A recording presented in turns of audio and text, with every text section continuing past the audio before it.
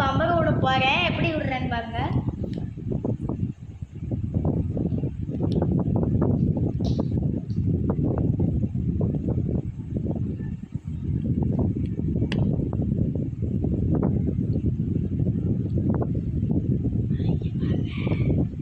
இப்போ பாருங்க.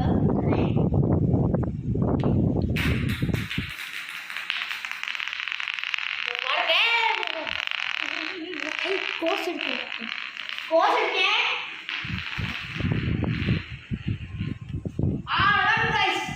நான் பாம்பை சுற்றி முடிச்சிட்டேன்.